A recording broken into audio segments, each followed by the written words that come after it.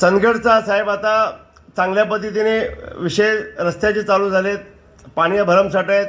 रस्त्याला फक्त आपला आंबेडकर साहेब आपल्या माध्यमातून जरा बाकी दिग्गज मंडळी सर्व रस्त्याच्या विरोधात उतरली आहेत. खरं पनवेलचं एअरपोर्ट असेल, दिघी पोर्ट असतील किंवा समृद्धी महामार्ग असेल, कोयना धरण असेल, सगळ्याच मोठ्या कामाला विरोधी पक्ष राजकीय एक व्यासपीठ समजून विरोधाला काय विरोध म्हणून करतात. कारण आपल्याला हा शाश्वत सेवेच्या मार्गाने जे आपल्याला रोजगार असेल, इंडस्ट्रियल हब असेल, शैक्षणिक हब असेल, मेडिकल हब असेल आणि सीमा भाग आहे आपल्याला अर्ध्या तासावरती बेळगाव कर्नाटकची उपराजधानी आहे, त्या लोकसंख्येचा आपल्याला फायदा घ्यायचा आहे.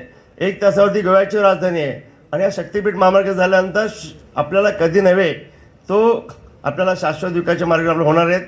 चांगलं शैक्षणिक स्कूल येतील. साहेबांच्या माध्यमातून 2 करोड रुपये आता चंदगड मेडिकल हॉस्पिटल भेटले, त्याच्यात काय होणार नाहीत का साहेबांनी म्हटल्याशिवाय काय कमी पडू तर नाही, अजून 2-4 करोड नक्कीच लागेल. कधी 100 बेडचं हॉस्पिटल व्हायचं आहेत. एक आपल्याला आयुष्य हॉस्पिटल आपल्या चाळोबाला मी स्वतःही जागा 4 एकर बाबा एकदा दिली किंवा आपल्या कमीत कमी त्या भागात पण होऊ दे. असं छोटे विषय सुरू आहेत. कारण मोठे विषय कधी होतील जे शक्तीपीठ महामार्ग आपण शेतकऱ्यांची सर्व बाजू समजून घेऊन त्यांचा विषय मुख्यमंत्री साहेबांसोबत सरकारसोबत आपण पालकमंत्री साहेबांचे एक पुढाकार त्यांच्या नेतृत्वाखाली आपल्याला पुढे जायचं आहे.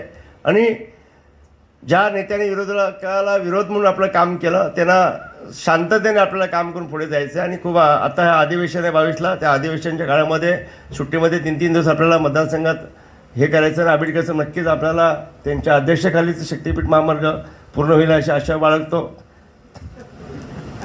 आणि नाही आम्हाला तर गरजच साहेब, आम्हाला आमच्याकडे कायच नाही.